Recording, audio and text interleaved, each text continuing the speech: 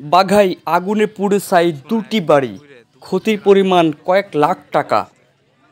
বাঘা উপজেলার চকরাজাপুর ইউনিয়নের শহরমোড় গ্রামের বয়স উদ্দিন খানের বাড়িতে আগুন লেগে সর্বস্ব পুড়ে যায়। আপনারা নিশ্চয়ই ভিডিও দেখতে পাচ্ছেন। আজকে অর্থাৎ ২৯ এপ্রিল দুপুরবেলায় রান্নাঘর থেকে আগুনের সূত্রপাত হয় এবং পরবর্তীতে আগুন ছড়িয়ে যায় পুরো বাড়িতে, যার ফলে পুরো বাড়িটাই পুড়ে ছাই হয়ে যায়। পরে স্থানীয়রা আগুন নিয়ন্ত্রণ করতে পারলেও পুড়ে যায় 4টি ঘর। এতে ব্যাপকভাবে ক্ষতিগ্রস্ত হয়েছেন ভুক্তভোগী। আপনারা নিশ্চয়ই দেখতে পাচ্ছেন ধোঁয়া উঠছে এবং ঘরের সব পুড়ে গিয়েছে, শুধুমাত্র খুঁটিগুলো, অর্থাৎ ঘরে যে খুঁটি থাকে সেই খুঁটিগুলো জাস্ট দাঁড়িয়ে আছে, তাছাড়া সবগুলো পুড়ে ছাই হয়ে গিয়েছে।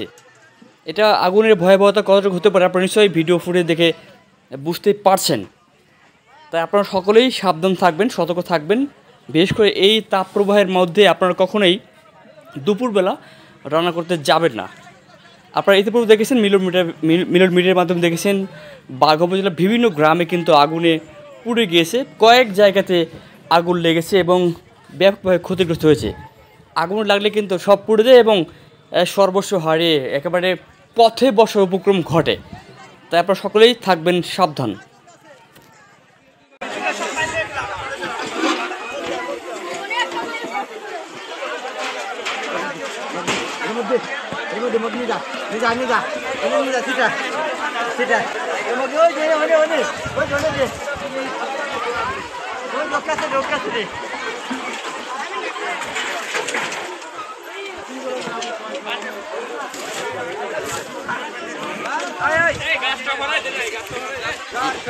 ভিডিও এটুকু দিলেও